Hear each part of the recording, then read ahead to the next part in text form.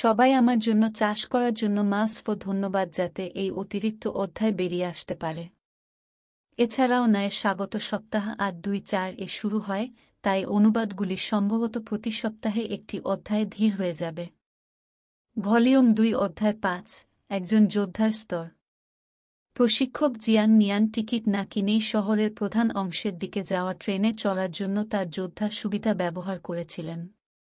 Jiangnan শহরটি প্রধান বিভাগ এবং আশেপাশের ৮টি বিভাগ নিয়ে গঠিত হয়েছিল। বিভাগগুলির মধ্যে পরিবহনের মাধ্যম হল একটি ট্রেন। যখন একজন নিয়মিত ব্যক্তি ট্রেনে চড়তে চান, তাদের ৩ দিন আগে টিকিট কিনতে হবে। একটি টিকিটও অত্যন্ত ব্যয়বহুল এবং এক শহর থেকে অন্য শহরে যাওয়া দামের কারণে বেশিরভাগ লোকের জন্য কল্পনাতীত হবে। ২০০ মিলিয়ন বাসিন্দাদের অধিকাংশই জিয়াংনান শহর ছেড়ে যাবে না। জিয়াংনান শহর প্রধান বিভাগ। জিয়াং নিয়ান এবং লু ফেং ফুটপাতে পাশাপাশি হাঁটছিলেন। লু ফেং মূল বিভাগ এবং আমাদের ইয়াংঝোয়ের মধ্যে কোনো পার্থক্য লক্ষ্য করুন। জিয়াং নিয়ান চারদিকে ইশারা করতেই হাসলেন। লু ফেং এদিক ওদিক তাকাল এবং মাথা নাড়ল। আসলে তা নয়, এখানে আরও মানুষ, আরও গাড়ি এবং একটি বড় ফুটপাত আছে। বাকি সব স্বাভাবিক। প্রকৃতপক্ষে তাদের বর্তমান অবস্থান সম্পর্কে বিশেষ কিছু ছিল না। জিয়াং নিয়ান হাসলেন। এই মুহূর্তে খুব একটা পার্থক্য নেই, তবে শীঘ্রই আপনি এটি দেখতে পাবেন। হ্যালো, জিয়াং নিয়ান তার সেল ফোনের উত্তর দিয়েছেন। জিয়াং নিয়ান, আপনি এখানে পৌঁছাতে আর কতক্ষণ? মুঠোফোনের ডিসপ্লেতে বৃদ্ধ প্রবীণ হাজির।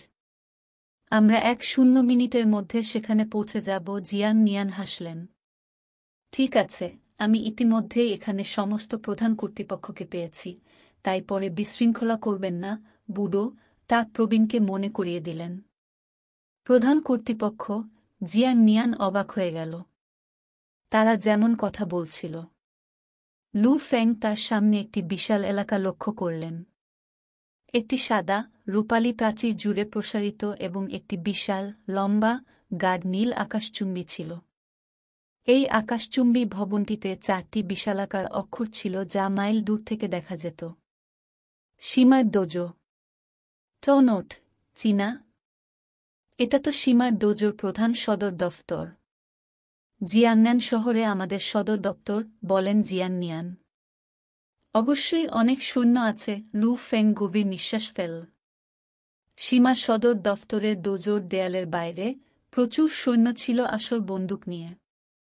সদর দফতর আপনাকে যে অনুভূতি দিয়েছে তা সম্পূর্ণ সশস্ত্র পশুর মতো ছিল। এবং প্রধান ফটকে ১০০ মিটার জুড়ে সৈন্যদের সারি ছিল। এটা আমাদের সীমার সেনাবাহিনীর ডোজো। জিয়াং নিয়ান হাসলেন। বিল্ডিংয়ের ভিতরেও নিরাপত্তা অনেক বেশি। যাও, প্রবেশ করো। জিয়াং নিয়ান লু ফেংকে প্রধান ফটকের দিকে নিয়ে এল। ওদের ঢুকতে দাও। এক সশস্ত্র লোক যার মুখে ক্ষত রয়েছে তার হাত নেড়েছিল এবং সমস্ত সৈন্যরা এক ধাপ এগিয়ে গেল। পুরো প্রক্রিয়াটি লু ফেংকে তার শ্বাস আটকে রাখতে বাধ্য করেছিল। এক সশস্ত্র লোকটি জিয়াং নিয়ানের দিকে তাকিয়ে হাসল। ওল্ড জিয়াং, আপনি এখানে এসেছেন অনেক দিন হয়ে গেছে। আমাদের একটু পরে একসাথে পান করা উচিত। ঠিক আছে। জিয়াং নিয়ান হেসে মাথা নাড়ল। তারপর তিনি লু ফেংয়ের দিকে তাকালেন। লু ফেং, তিনি আপনার সিনিয়র, চাচা লুকে শুভেচ্ছা জানান। আঙ্কেল লু। লু ফেং উচ্চস্বরে অভিবাদন জানালেন। তিনি অনুভব করতে পেরেছিলেন যে এই একশস্ত্র লোকটি একজন শক্তিশালী যোদ্ধা। খারাপ না, কিড্ডো, একশস্ত্রধারী লোকটি হেসে মাথা নাড়ল। আমরা তাড়াহুড়ো করছি, তাই আমরা পরে কথা বলবো। চাচা বাই সেখানে আমাদের জন্য অপেক্ষা করছেন। জিয়াং নিয়ান অবিলম্বে লু ফেংকে সদর দফতরের আঙ্গিনায় নিয়ে আসেন, যা দেখতে একটি বিশাল পার্কের মতো ছিল। সর্বত্র প্রবাহিত নদী, নকল পাহাড় এবং ফুলসজ্জা ছিল। এবং লু ফেং বুঝতে পারে যে তার অতীতে হেঁটে যাওয়া প্রতিটি ব্যক্তি বিশেষ ছিল। জিয়াং নিয়ান লু ফেংয়ের সাথে হাঁটতে হাঁটতে দীর্ঘশ্বাস ফেললেন। সেই চাচা লু এখন আমার একজন ভালো বন্ধু যিনি আমার সাথে তার জীবনের সাথে লড়াই করবেন। সে একজন ভালো বন্ধু যে অনেক কষ্টের মধ্য দিয়ে গেছে। একটি আঘাতে একটি কালো স্টিলের গরিলা দ্বারা তার হাতটি ভেঙে যায়। লু ফেং চুপ করে শুনলেন। আমাদের ডোজো অফ লিমিটের যোদ্ধারা খুব ঐক্যবদ্ধ। জিয়াং নিয়ান আকাশচুম্বী ভবনের দিকে ইঙ্গিত করে। দেখুন, সেই বিল্ডিংটি জিয়াংনান শহরের ডোজো অফ লিমিটের যোদ্ধাদের সদর দফতর। কার্যত প্রত্যেক ব্যক্তি যে এই বিল্ডিং থেকে বেরিয়ে আসে একজন যোদ্ধা। প্রত্যেকটি একক। লু ফেং হাঁপাচ্ছে। ভবনের কাচ ভেদ করে দেখা যায় ভেতরে প্রায় শতাধিক মানুষ। জিয়াংনান শহরে একটি ভালো 200 মিলিয়ন জনসংখ্যা আছে। আমরা কিভাবে যোদ্ধাদের কম হতে পারি? জিয়াং নিয়ান হেসে বললেন, এই বিল্ডিংয়ের 1 তলা হল আড্ডা ও খাওয়ার জন্য লবি। 2 থেকে 9 তলা যোদ্ধা পর্যায়ের প্রশিক্ষণের জন্য ব্যবহৃত হয়। 10 থেকে 19 তলা ওয়ারলর্ড লেভেলের যোদ্ধাদের জন্য, এবং 20 এবং তার বেশির জন্য, যেখানে সম্মেলন অনুষ্ঠিত হয়। লু ফেং কিছুটা বিভ্রান্ত হয়ে জিজ্ঞাসা করলেন, প্রশিক্ষক, যোদ্ধাদের যোদ্ধা এবং যোদ্ধা স্তরে বিভক্ত করা হয়েছে। যোদ্ধাদের প্রধানত যোদ্ধা স্তর, যুদ্ধবাজ স্তর এবং অত্যন্ত বিরল ওয়ারগড স্তরে বিভক্ত করা হয়। জিয়াং নিয়ান শান্তভাবে ব্যাখ্যা করলেন, বেশিরভাগ মানুষই যোদ্ধা পর্যায়ের। অনেক যোদ্ধা চিরকাল যোদ্ধা পর্যায়ে থাকে, এবং যোদ্ধা স্তরটি শিক্ষানবিশ যোদ্ধা, মধ্যবর্তী যোদ্ধা এবং অভিজাত যোদ্ধায় বিভক্ত। সদ্য পরীক্ষায় উত্তীর্ণ অধিকাংশ যোদ্ধা শিক্ষানবিশ যোদ্ধা স্তরের। লু ফেং, আপনার বর্তমান শক্তির সাথে আপনি সম্ভবত একজন মধ্যবর্তী যোদ্ধা, জিয়াং নিয়ান বললেন। লু ফেং মাথা নাড়ল। তার শক্তি দেখে মনে হচ্ছে সে এখনও যোদ্ধাদের নিচের স্তরে আছে। আপনি সম্ভবত উত্তপ্ত অস্ত্র দিয়ে যোদ্ধা স্তরের যোদ্ধাদের হত্যা করতে পারেন, কিন্তু আপনি উত্তপ্ত অস্ত্র দিয়ে বেশিরভাগ ওয়ারলর্ড লেভেলের যোদ্ধাদের হত্যা করতে পারবেন না। জিয়াং নিয়ান বলেন, উদাহরণস্বরূপ, আপনি যদি একজন ওয়ারলর্ড লেভেলের যোদ্ধার উপর একটি ভারী মেশিনগানের গুলি চালান, তবে সে তার গতি এবং প্রতিক্রিয়ার গতি ব্যবহার করে সহজেই ডজ করতে পারে। যুদ্ধবাজ পর্যায়ের যোদ্ধাদের অভিজাত হিসেবে বিবেচনা করা হয়। যদিও তোমার ভালো প্রতিভা আছে, তুমি এখনও অল্প বয়সী, তাই তুমি শুধু একজন রকি। জিয়াং নিয়ান হেসে উঠল। লু ফেং কেবল তার কপাল ঘষতে পারে। লু ফেং শক্তিশালী যোদ্ধাদের সম্পর্কে অনেক কিছু জানতেন। উদাহরণস্বরূপ, যে যোদ্ধাটি টেলিভিশনে কালো মুকুটযুক্ত সোনার ঈগলকে অর্ধেক করে কেটেছিল, এমনকি তার আধ্যাত্মিক শক্তি দিয়ে সে সম্ভবত একটি চুলও স্পর্শ করতে পারেনি। যারা ওয়ারলর্ড লেভেলের উপরে তারাই ওয়ারগড়। জিয়াং নিয়ান প্রশংসা করে বললেন, এরা সত্যিকারের শক্তিশালী যোদ্ধা। বুলেটের ঝড়ে একজন সহজেই হাঁটতে পারে। তাদের গতি বজ্রপাতের মতো দ্রুত এবং তাদের প্রতিক্রিয়ার গতি আরও অবিশ্বাস্য। তাদের কাছ থেকে একটি ঘুষি বা লাঠি একটি সম্পূর্ণ অ্যাপার্টমেন্ট ধ্বংস করতে পারে। যুদ্ধ দেবতা। এটি একটি যুদ্ধগড়। লু ফেং নিঃশ্বাস বন্ধ করে শুনলেন। যোদ্ধা, ওয়ারলর্ড, ওয়ারগড। তার বর্তমান স্তরের সাথে তিনি কেবল একজন মধ্যবর্তী যোদ্ধা। হয়তো তার আধ্যাত্মিক শক্তি ব্যবহার করার পরে তার শক্তি বৃদ্ধি পাবে এবং সে যুদ্ধবাজের পর্যায়ে যাওয়ার সুযোগ পাবে। প্রশিক্ষক, ওয়ারগডের চেয়ে উচ্চতর স্তর আছে কি? লু ফেংকে জিজ্ঞাসা করলেন। হ্যাঁ। জিয়াং নিয়ান হেসে মাথা নেড়ে বলল, ওয়ারগড লেভেলের উপরে অস্তিত্ব আছে। এক একটা আকাশ ভাঙা, পৃথিবী কাঁপানোর শক্তি। এই ধরনের যোদ্ধাদের মুখোমুখি হলে এমনকি দেশগুলিকে তাদের সম্মান করতে হবে। যাই হোক, এই ধরনের মানুষ কমই আছে। এমনকি আমাদের পুরো চীন দেশেও এরকম 2-3 জন মানুষ আছে। লু ফেং হতবাক হয়ে গেল। এমনকি 5টি দেশের একটি চীনেও কি মাত্র 2-3 জন ওয়ারগড লেভেলের উপরে ছিল? সুতরাং যোদ্ধাদের সাধারণত যোদ্ধা, ওয়ারলর্ড এবং ওয়ারগড বিভাগে বিভক্ত করা হয়। জিয়াং নিয়ান ব্যাখ্যা করেছেন, অবশ্যই, বিশ্ব আপনার শক্তি পরিমাপ করার জন্য আপনার মুষ্টি শক্তি, গতি এবং প্রতিক্রিয়া গতি ব্যবহার করে। তারা আপনার যুদ্ধের রেকর্ডও ব্যবহার করে। যুদ্ধের রেকর্ড? লু ফেং বিভ্রান্ত ছিলেন। হ্যাঁ। লু ফেং, আপনার বর্তমান ফিটনেস স্তরের সাথে আপনার মধ্যবর্তী যোদ্ধার স্তরে থাকা উচিত।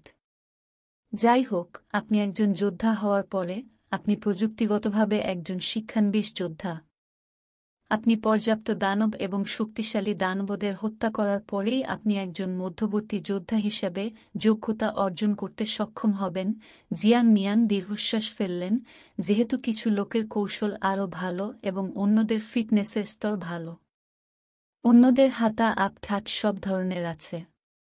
সুতরাং তাদের শক্তি পরিমাপ করার জন্য একমাত্র মান যুদ্ধের রেকর্ড। লু ফেং মাথা নাড়ল। হ্যাঁ, এমনকি যদি তাদের শরীরের ফিটনেসের মাত্রা বিশ্ব থেকে আলাদা হয়, তবে নিম্নতর ফিটনেস স্তরের একজন ব্যক্তি এখনও উচ্চতর একজন ব্যক্তিকে হত্যা করতে পারে। কাজ চালিয়ে যান এবং যুদ্ধবাজের পর্যায়ে যান। তাহলে আপনি আমাদের ইয়ানঝু শহরের গর্ব হবেন। জিয়াং নিয়ান হেসে উঠলেন। ভাই ইয়ান লু, যিনি আমাকে শেষবার খুঁজতে এসেছিলেন, একজন যুদ্ধবাজ লেভেলের যোদ্ধা। ওহ, লু ফেং সামান্য মাথা নাড়ল। তিনি যদি তার আধ্যাত্মিক শক্তি ব্যবহার করেন, তাহলে তিনি কতটা শক্তিশালী হবেন? তিনি কি যুদ্ধবাজ লেভেলের যোদ্ধার সাথে তুলনা করতে পারবেন? শুধুমাত্র সময় বলে দেবে। লু ফেং এবং জিয়াং নিয়ান কথা বলার সাথে সাথে তারা দ্রুত একটি 3তলা ভিলায় পৌঁছে গেল। এই ভিলা বিশাল পরিমাণ জায়গা নিয়েছে। একজন টাক বৃদ্ধ প্রবীণ 2য় তলার বারান্দা থেকে চিৎকার করে বললেন, জিয়াং নিয়ান, তাড়াতাড়ি কর এবং উপরে আয়। এসো, আমার সাথে চলো। জিয়াং নিয়ান লু ফেংকে নিয়ে আসেন এবং দ্রুত ভিলায় প্রবেশ করেন। ভিলার 2য় তলা ছিল সম্পূর্ণ খালি এবং ইয়ানঝুয়ের জিয়ান সেকশনের ডোজো অফ লিমিটেড ট্রেনিং হলের তুলনায় স্পষ্টতই ছোট। প্রধান জিয়াং নিয়ান 2য় তলায় প্রবেশ করার সাথে সাথে উচ্চস্বরে অভিবাদন জানালেন। লু ফেং কিছুটা অবাক হয়েছিলেন। প্রশিক্ষক জিয়াং নিয়ান কখনই কাউকে এভাবে শুভেচ্ছা জানাননি, এমনকি প্রধান প্রশিক্ষক উ টং নয়। জিয়াং নিয়ান, এই যুবক লু ফেং ঠিক নরম গলায় বলল। হ্যাঁ, প্রধান, জিয়াং নিয়ান সম্মানের সাথে উত্তর দিল। লু ফেং সাবধানে চারপাশে তাকাল। তাকের পাশে দাঁড়িয়ে ছিলেন 5 জন বুড়ো ঝানু। তাদের মধ্যে 4 জনের পরনে সাদা স্যুট ছিল। তারা 4 জন কালো ট্যাং স্যুট পরা মধ্যবয়সী লোকটির পিছনে দাঁড়িয়েছিল। এই লোকটি চর্মসার ছিল, একটি আঁকানো নাক ছিল এবং তার চোখ উষ্ণতা এবং সুখে ভরা ছিল। তিনি উদারতা একটি বাইবে বন্ধ দিয়েছেন। জিয়াং নিয়ান অবিলম্বে লু ফেংয়ের দিকে তাকাল, যার ফলে লু ফেং বুঝতে পেরেছিল। হ্যালো, প্রধান। হ্যাঁ। মাঝবয়সী লোকটা একটু মাথা নেড়ে বলল, বুড়ো ভাই, তুমি শুরু করতে পারো। এই যুবকের শক্তির মূল্যায়ন করুন। অবশ্যই, চাচা বায়ু সসম্মানে জবাব দিলেন। লু ফেং নিজের মনে বিটবিট করলেন। প্রশিক্ষক জিয়াং নিয়ান প্রধান প্রশিক্ষক উ টংকে এভাবে অভ্যর্থনা জানাননি। এই চাচা বাই, যিনি সীমা সদরের ডোজোতে উচ্চ পদে আছেন, তিনিও এই প্রধানের সাথে শ্রদ্ধার সাথে আচরণ করেন। শুধু এই প্রধান কে?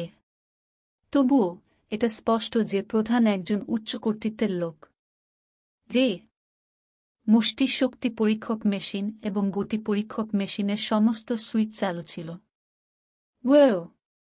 লু ফেংয়ের পারফরম্যান্স রেকর্ড করার জন্য 2য় তলার ট্রেনিং হলের সমস্ত নিরাপত্তা ক্যামেরা চালু ছিল।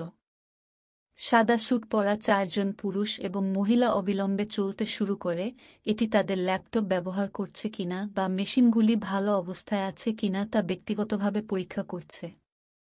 চাচা বাই, কোনো সমস্যা নেই, একজন যুবতী বলল। ঠিক আছে, চাচা বাই লু ফেংয়ের দিকে তাকালেন। লু ফেং, পরীক্ষা শুরু করুন। প্রথমে শক্তি দিয়ে শুরু করুন। লু ফেং একটি গভীর শ্বাস নিয়ে মুষ্টি শক্তি পরীক্ষকের দিকে এগিয়ে গেল। সে জিয়াং নিয়ান হোক, চাচা বাই, পুরুষ ও মহিলা পরা 4টি সাদা স্যুট বা উচ্চ প্রধান, তাদের সকলের দৃষ্টি লু ফেংয়ের দিকে ছিল। লু ফেং, যাকে নিশ্চিন্ত মনে হচ্ছিল, হঠাৎ প্যান্থারের মতো বিস্ফোরিত হল।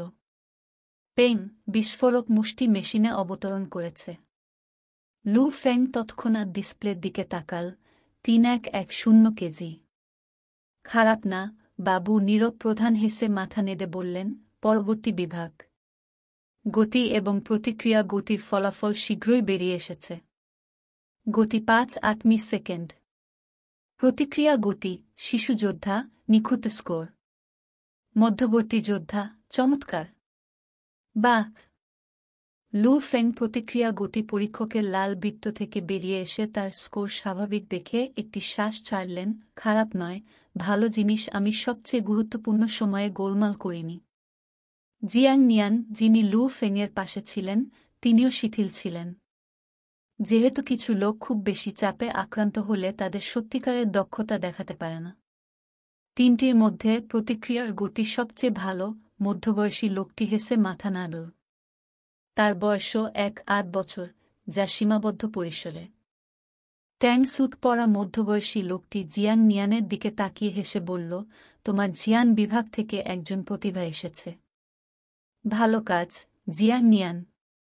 জিয়াং নিয়ান আনন্দের মুখ দেখাতে সাহায্য করতে পারেনি, যতদিন লু ফেং যথেষ্ট পরিশ্রম করে। হ্যাঁ। ট্যাং স্যুট পরা মধ্যবয়সী লোকটির দৃষ্টি লু ফেংয়ের দিকে পড়ে। লু ফেং, তুমি কি আমার ডোজো অফ লিমিটে যোগ দিতে ইচ্ছুক?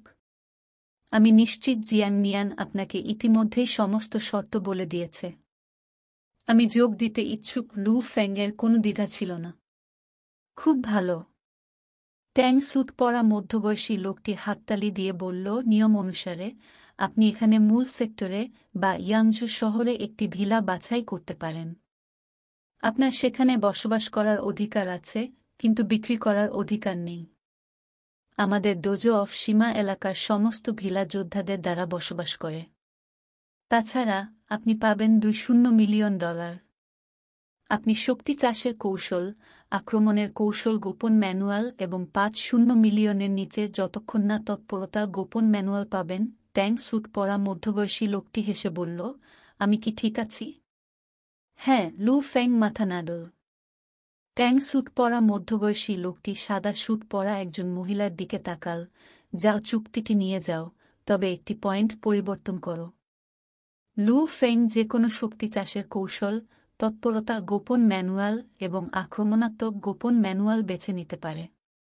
যতক্ষণ তারা 100 মিলিয়নের নিচে থাকে, তারা সবাই বিনামূল্যে। আমি এর জন্য অর্থ প্রদান করব।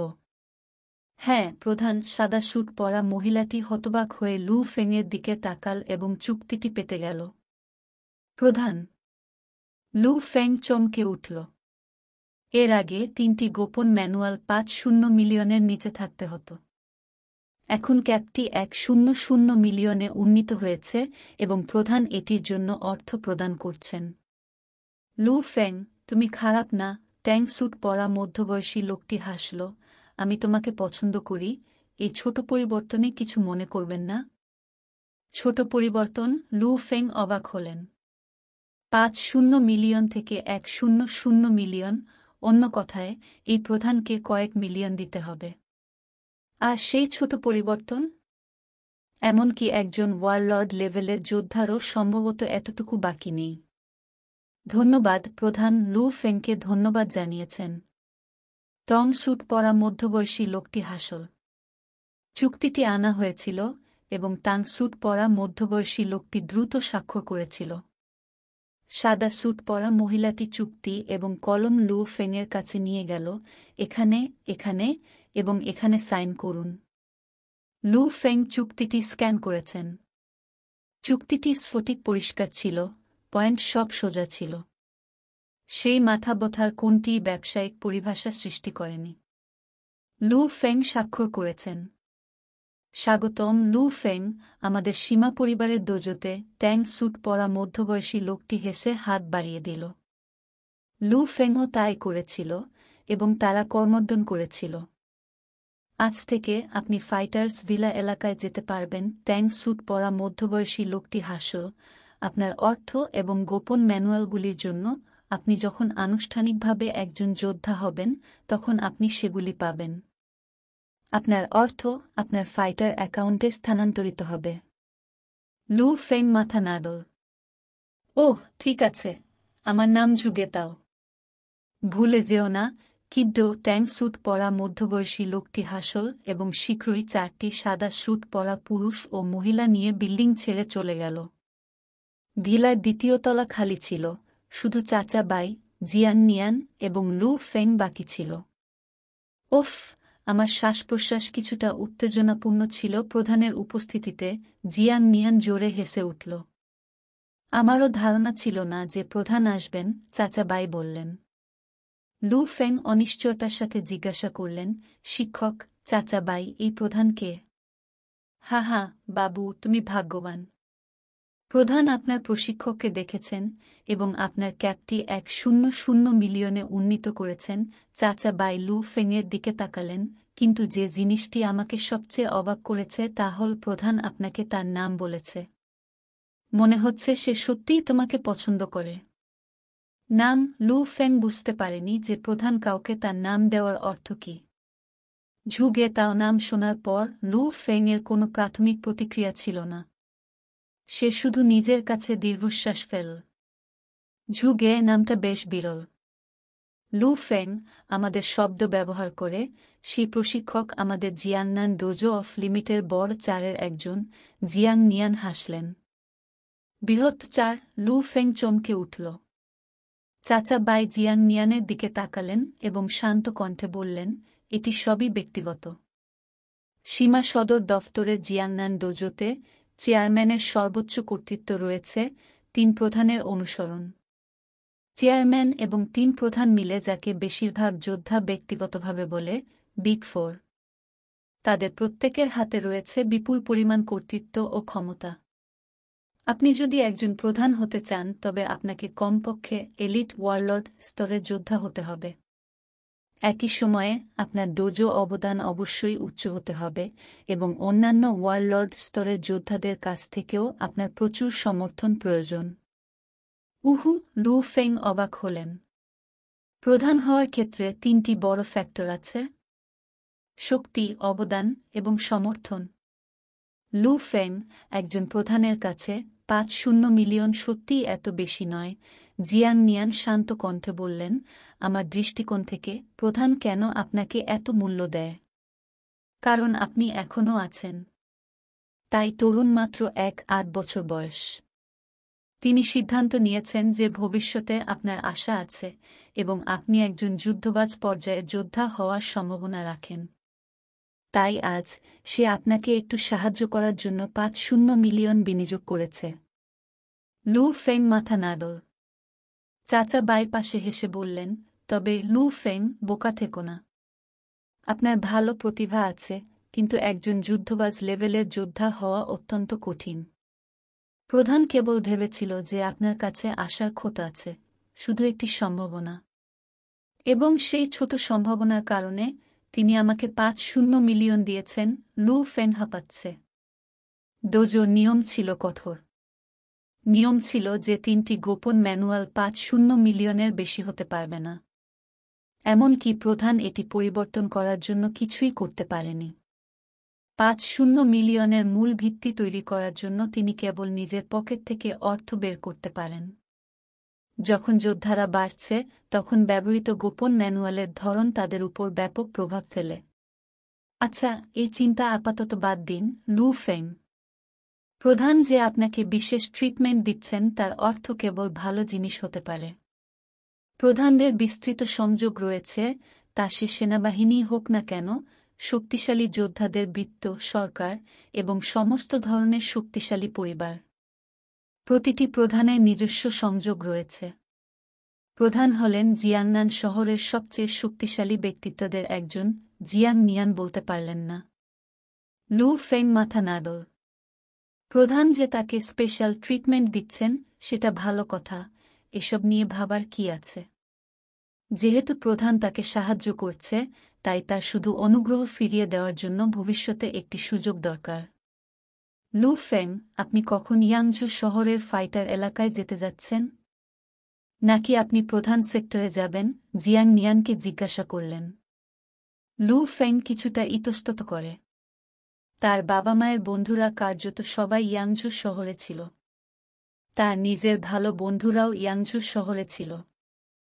আমি মিংইউ সেক্টরে চলে যাব, লু ফেং উত্তর দিল। সেদিন দুপুরে প্রশিক্ষক জিয়াং নিয়ান হেডকোয়ার্টারে কিছু যোদ্ধাদের সাথে একটি হৃদয়গ্রাহী খাবার খেতে লু ফেংকে টেনে নিয়ে যান। শুধুমাত্র রাত পর্যন্ত লু ফেং ইয়াংঝো শহরে তার বাড়িতে ফিরে যেতে পারে। রাতে দক্ষিণ তীরবর্তী অঞ্চলের রাস্তার আলো জ্বলে ওঠে।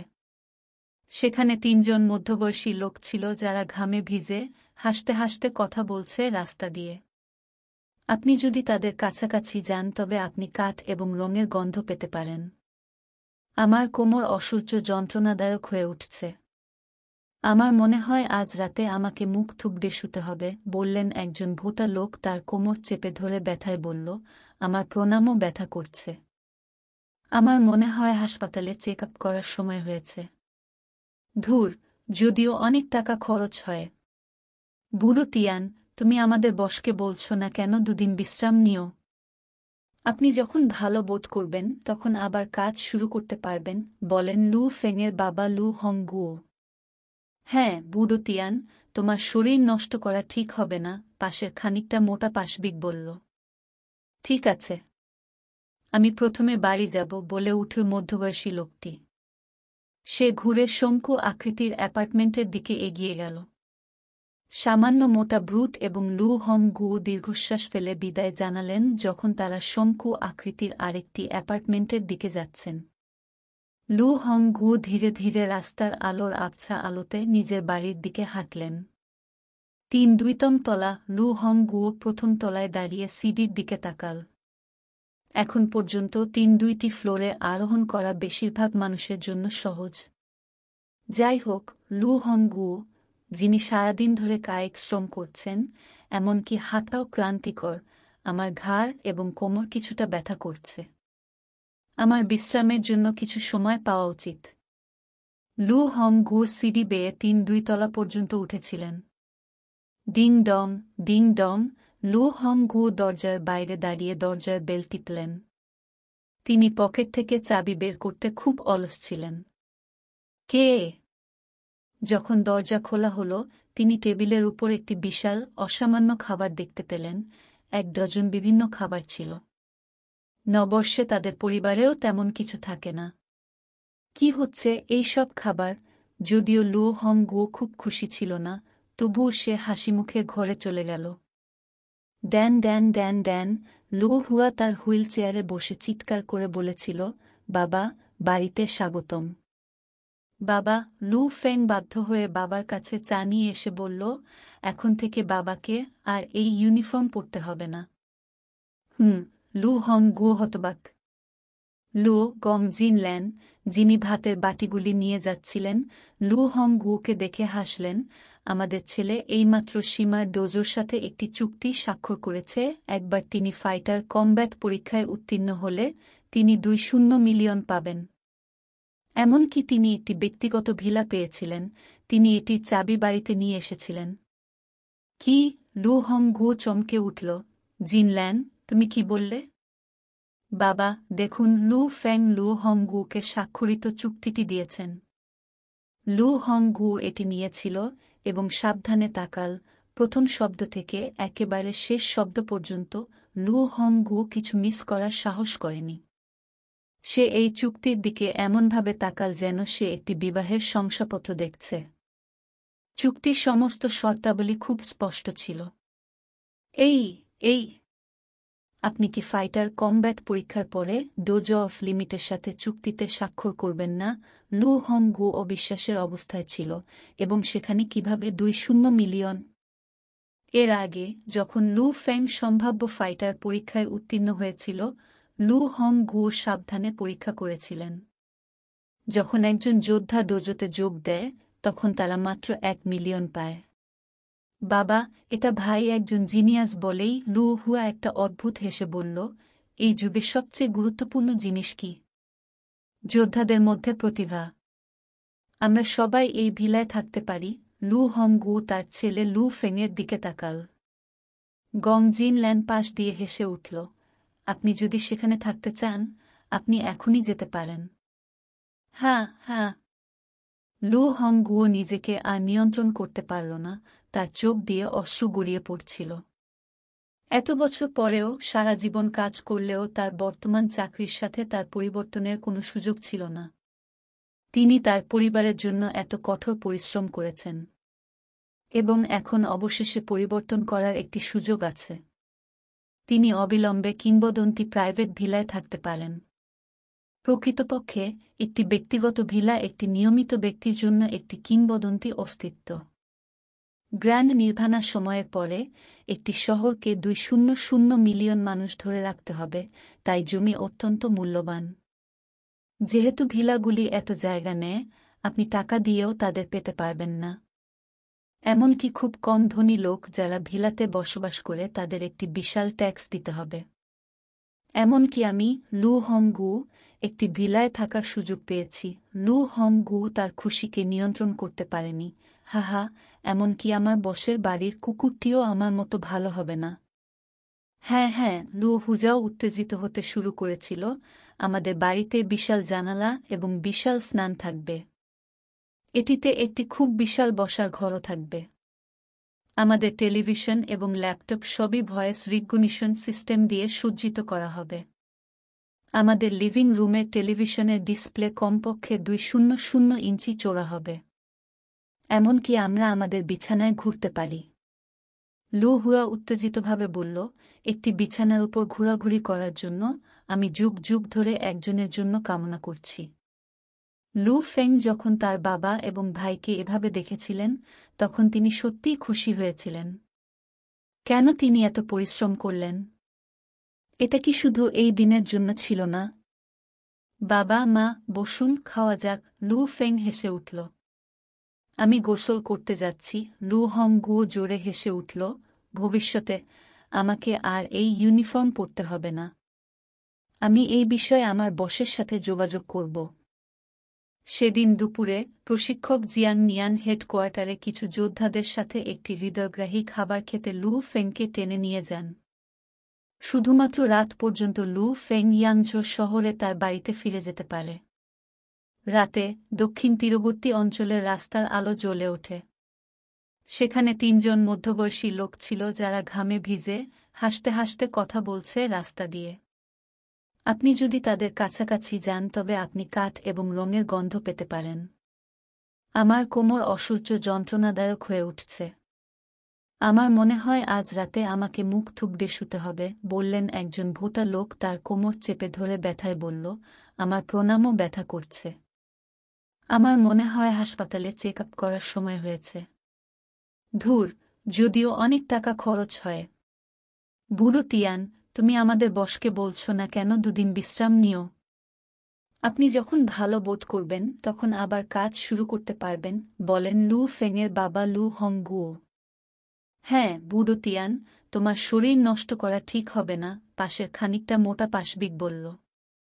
ঠিক আছে, আমি প্রথমে বাড়ি যাব, বলে উঠল মধ্যবয়সী লোকটি। সে ঘুরে শঙ্কু আকৃতির অ্যাপার্টমেন্টের দিকে এগিয়ে গেল।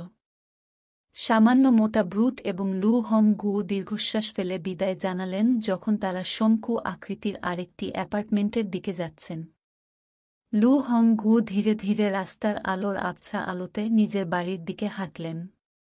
2তম তলা। লু হংগু প্রথম তলায় দাঁড়িয়ে সিঁড়ির দিকে তাকাল।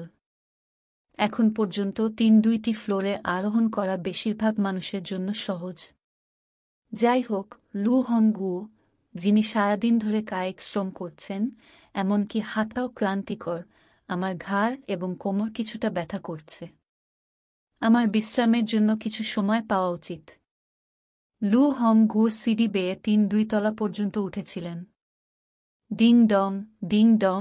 লু হংগু দরজার বাইরে দাঁড়িয়ে দরজার বেল টিপলেন। তিনি পকেট থেকে চাবি বের করতে খুব অলস ছিলেন। কে? যখন দরজা খোলা হল, তিনি টেবিলের উপর একটি বিশাল অসামান্য খাবার দেখতে পেলেন। 1 ডজন বিভিন্ন খাবার ছিল। নববর্ষে তাদের পরিবারেও তেমন কিছু থাকে না। কি হচ্ছে এই সব খাবার? যদিও লু হংগু খুব খুশি ছিল না, তবুও সে হাসিমুখে ঘরে চলে গেল। Dan Dan Dan Dan. লু হুয়া তার হুইল চেয়ারে বসে চিৎকার করে বলেছিল, বাবা, বাড়িতে স্বাগতম। বাবা, লু ফেং বাধ্য হয়ে বাবার কাছে চা নিয়ে এসে বলল, এখন থেকে বাবাকে আর এই ইউনিফর্ম পরতে হবে না। লু হং গু হতবাক। লু গং জিনল্যান, যিনি ভাতের বাটিগুলি নিয়ে যাচ্ছিলেন, লু হং গুকে দেখে হাসলেন। আমাদের ছেলে এইমাত্র সীমার ডোজোর সাথে একটি চুক্তি স্বাক্ষর করেছে। একবার তিনি ফাইটার কমব্যাট পরীক্ষায় উত্তীর্ণ হলে তিনি 2 মিলিয়ন পাবেন। এমনকি তিনি একটি ব্যক্তিগত ভিলা পেয়েছিলেন, তিনি এটির চাবি বাড়িতে নিয়ে এসেছিলেন। কি? লু হং গু চমকে উঠল।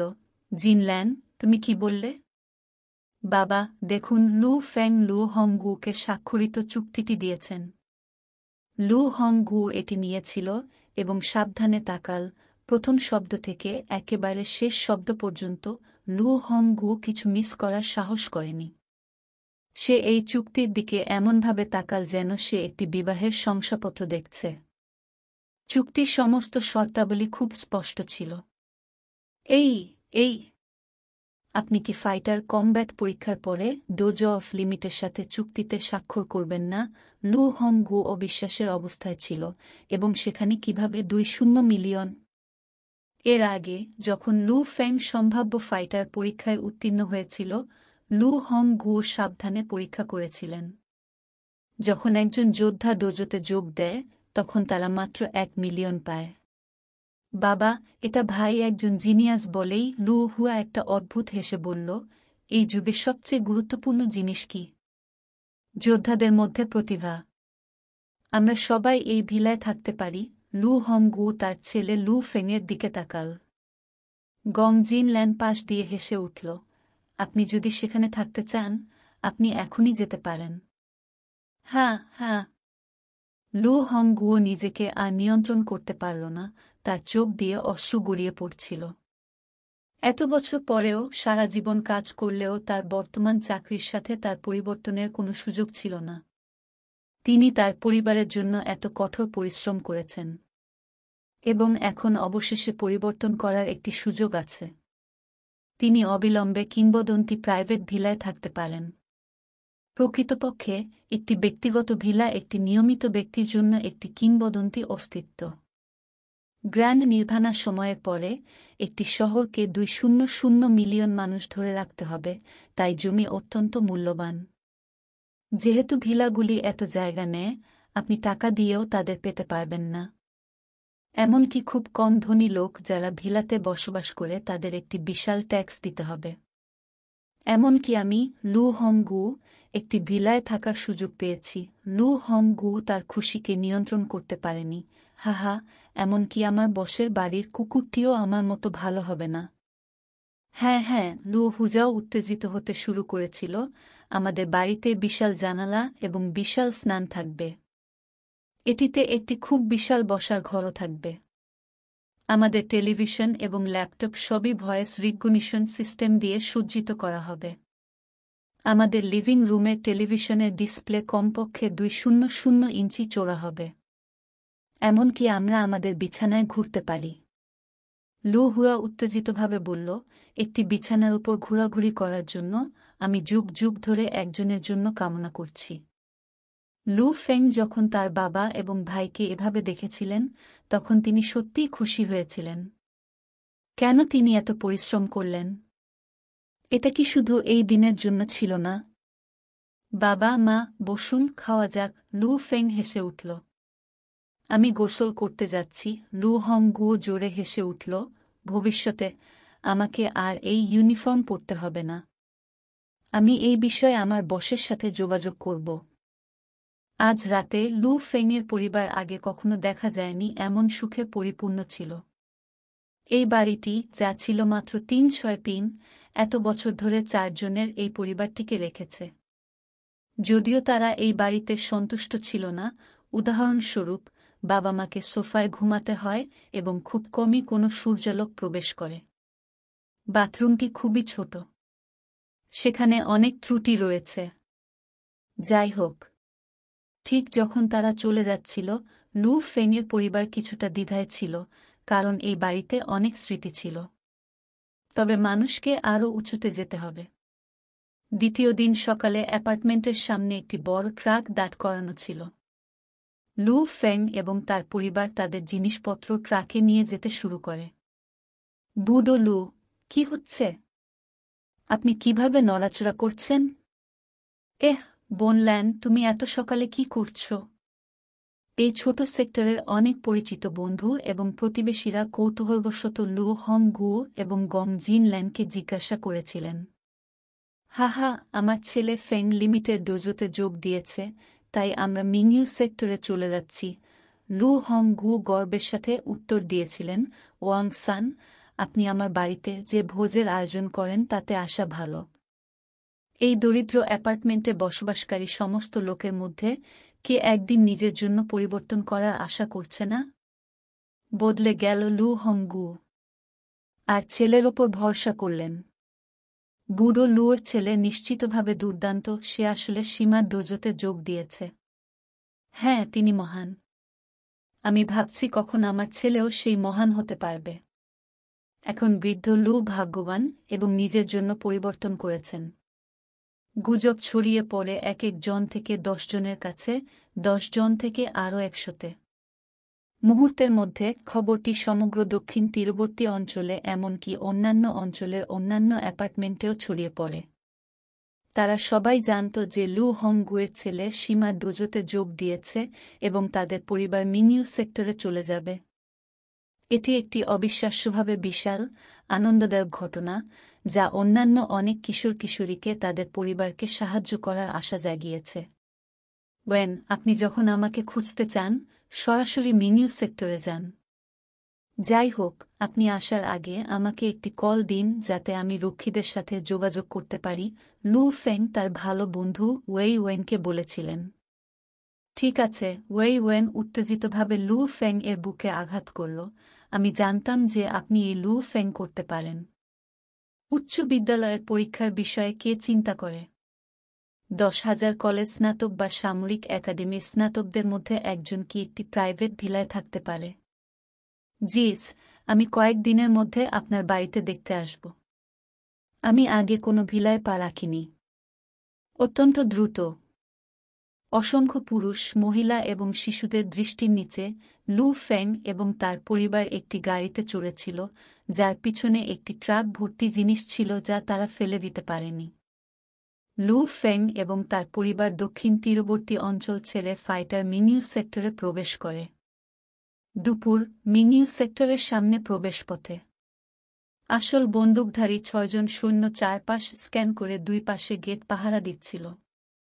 থাম, একজন প্রহরী তৎক্ষণাৎ তার অ্যাসল্ট রাইফেল তুলে আগত গাড়ির দিকে তাকাল। চাই, সেই গাড়িটি জরুরি ব্রেক করেছে।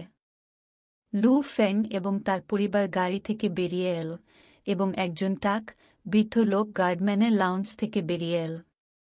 তিনি হেসেছিলেন। লু ফেং, তাই না? শেষবার আমি তোমাকে তোমার সম্ভাব্য ফাইটার পরীক্ষার জন্য দেখেছিলাম। আমি জানতাম তোমার ভবিষ্যৎ সীমাহীন। যাই হোক, আমি ভাবিনি আপনি এত তাড়াতাড়ি আমাদের সেক্টরে বসবাস করতে আসবেন। গতকাল আমার সাথে যোগাযোগ করা হয়েছিল। তাড়াতাড়ি আসুন এবং তাদের জিনিসগুলি সরাতে সাহায্য করুন। লু ফেং, আপনার জিনিসগুলি সরাতে সাহায্য করার জন্য আমাদের কাছে লোক রয়েছে। এই চলন্ত সংস্থাগুলিকে এখানে প্রবেশ করতে দেওয়া হয় না। তাক, বৃদ্ধ লোকটি হেসে উঠল। আমরা বুঝি, বাবা। লু হং গুও হেসে মাথা নাড়লেন। সাথে সাথে 7 জন সৈন্য সেক্টর থেকে বেরিয়ে আসে এবং দ্রুত জিনিসগুলি সরাতে সাহায্য করে। চলন্ত সংস্থার পুরুষরা বিস্ময়ের সাথে তাকাল। এরপরে লু ফেং এবং তার পরিবার মিংইউ সেক্টরে চলে আসেন। লু ফেং কেন্দ্রের সীমা হলের দিকে তাকালেন এবং তারপরে তার চারপাশের দিকে তাকালেন। ছোট ছোট ব্রিজ, প্রবাহিত নদী, নকল পাহাড় এবং পুকুর ছিল, এবং একটি ভিলা যা প্রবাহিত জল দ্বারা ঘেরা ছিল। এখন থেকে এটি আমার বাড়ি হবে। লু ফেং তার হুইলচেয়ারে তার বাবা মা এবং তার ভাইয়ের দিকে মাথা ঘুরিয়েছে। এ সময় তার বাবা মা এবং তার ভাই সকলেই ছোটখাটো সেক্টরের দিকে উত্তেজিত দৃষ্টিতে তাকিয়ে থাকে। জনাব লু ফেং, এটা তোমার সামনে তোমার বাড়ি হবে। কয়েকজন সৈন্য জিনিসপত্র নাড়াচাড়া করছিল এবং একজন যুবতী কিছু কাগজপত্র হাতে নিয়ে হেসে বলল, 1 নয় জনাব, লু ফেংয়ের বাড়ি হবে। এই ভিলায় 3টি তলা এবং একটি বেসমেন্ট রয়েছে। তৃতীয় তলায় একটি বড় টেরেসও রয়েছে। মোট এলাকা 5,1,2 পিন। আপনি যদি বেসমেন্ট, বাগান এবং সোপান গণনা করেন তাহলে এটি 800 পিনের কাছাকাছি। লু ফেং এবং তার পরিবার এক দৃষ্টি বিনিময় করেছে এবং তারপর তারা ঘনিষ্ঠভাবে লাল এবং সাদা দেয়াল সহ এই বিলাসবহুল ভিলার দিকে তাকিয়েছিল। এটা তাদের বাড়ি হবে। 3-6 পিন। 800 পিনের কাছাকাছি। হুইলচেয়ারে থাকা লু হুয়া বিটবিট করা ছাড়া আর কিছু করতে পারল না। 3-1 জুলাই গভীর রাতে মিংইউ সেক্টরের 199 ভিলায়। এই ভিলার দ্বিতীয় তলায় 4টি বিশাল কক্ষ ছিল, একটি বেডরুম, একটি মিডিয়া রুম, একটি গেস্ট রুম এবং একটি বিশাল প্রশিক্ষণ হল। এই প্রশিক্ষণ হলটি কমপক্ষে 120 পিন ছিল এবং 2 তলার অর্ধেক অংশ নিয়েছিল। গভীর রাতে মিডিয়া রুমের কাচের মধ্য দিয়ে রাস্তার আলো জ্বলে এবং প্রশিক্ষণ হলের মধ্যে প্রতিসরিত হয়। লু ফেং, একটি ঢিলেঢালা ডোজো ইউনিফর্ম পরা, নির্বে মেঝেতে হাঁটু গেড়ে বসে আছে। আলোর 2টি স্রোত ক্রমাগত এবং দ্রুত লু ফেং এর শরীরের চারপাশে প্রদক্ষিণ করে। যেন তারা খুশি, আনন্দিত পাখি, তারা দ্রুত এবং নমনীয়ভাবে ডোজোর চারপাশে উড়ে গেল। কিছুক্ষণ পর আলোর 2টি ধারা মন্থর হয়ে লু ফেংয়ের পাশে ভেসে উঠল। তারা ছিল 2টি নিক্ষেপকারী ছুরি। আমার বর্তমান স্তরের আধ্যাত্মিক শক্তির সাথে জিনিসগুলি নিয়ন্ত্রণ করা খুব কঠিন নয়। যাই হোক, যদি আমি 5টির মধ্যে 4টি ছুরির মতো নিয়ন্ত্রণ করি, গতি, শক্তি ইত্যাদি হ্রাস পায়, তার নতুন শক্তি নিয়ন্ত্রণ করার চেষ্টা করা ছাড়া লু ফেং এই মাসের বেশিরভাগ কাজ তার আধ্যাত্মিক শক্তি প্রশিক্ষণে রেখেছেন। লু ফেং এই মাসে মিংইউ সেক্টরে বসবাস করার সময় তিনি অনেক যোদ্ধার সাথে দেখা করেছিলেন এবং কথা বলেছেন।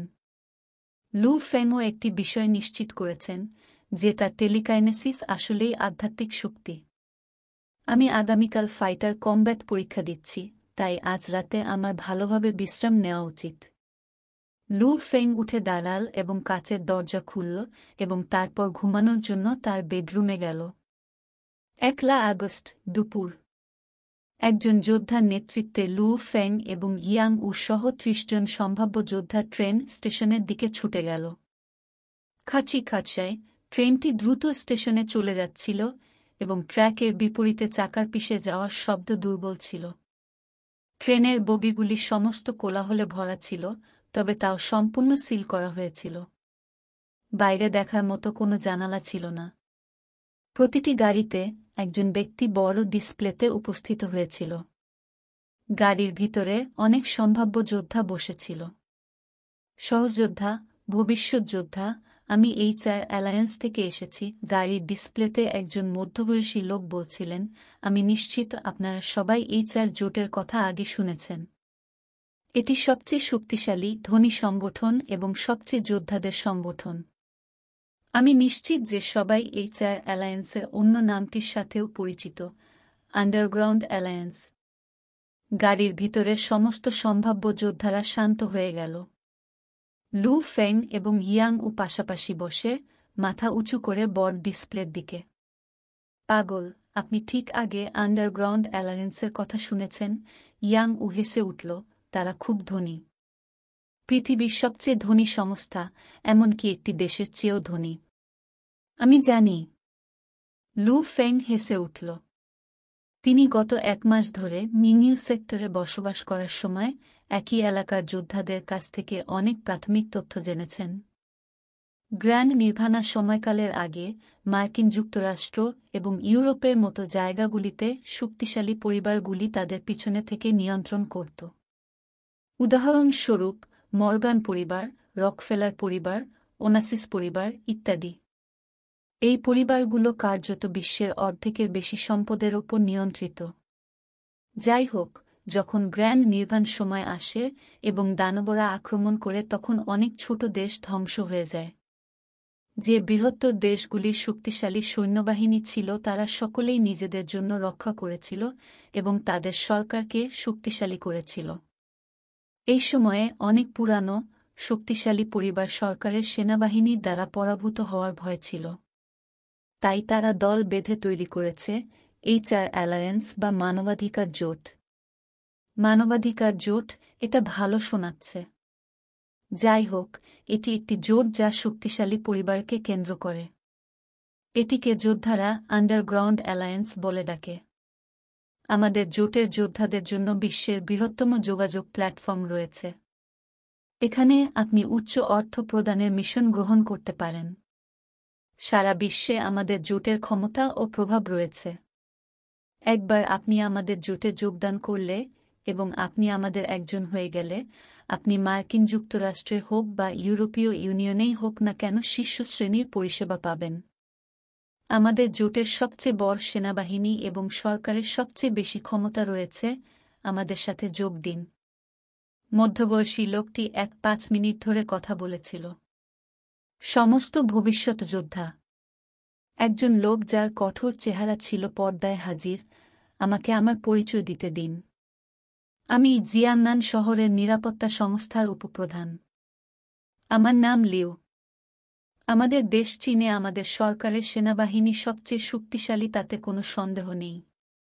আমাদের সরকারে যোগ দিন, আমাদের সেনাবাহিনীতে যোগ দিন এবং আপনি চীনে যেখানেই যান না কেন, আপনার সবচেয়ে বড় সমর্থন থাকবে। সবাই স্ক্রিনে থাকা ব্যক্তিটি আবার বদলে গেল। আমি জিয়াংনান শহরের থান্ডার ডোজোর সদর দফতরের প্রধান ওয়াং। আমাদের থান্ডার ডোজো তৈরি করেছে দ্রুততম এবং অজেয় যোদ্ধা, থান্ডার লর্ড। সারা বিশ্বে আমাদের বজ্র ডোজোর শাখা রয়েছে।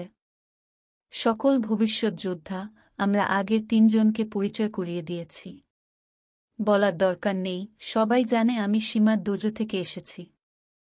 স্ক্রিনে থাকা ব্যক্তিটি অন্য একজনের কাছে বদলে গেল। আমার নাম ঝুগে। সীমার ডোজো পৃথিবীর সবচেয়ে শক্তিশালী ডোজো এবং শক্তিশালী যোদ্ধা দ্বারা তৈরি করা হয়েছিল। আমাদের ডোজোতে আমরা পৃথিবীর সবচেয়ে শক্তিশালী শক্তি ধরে রাখি। 4টি বিজ্ঞাপন গাড়িতে থাকা সম্ভাব্য যোদ্ধাদের মধ্যে আলোচনার জন্ম দিয়েছে। দ্বিতীয় ভাই, যোদ্ধা হওয়ার পর কোন দলে যোগ দেবেন? আমি মনে করি সীমার ডোজো বেশ ভালো।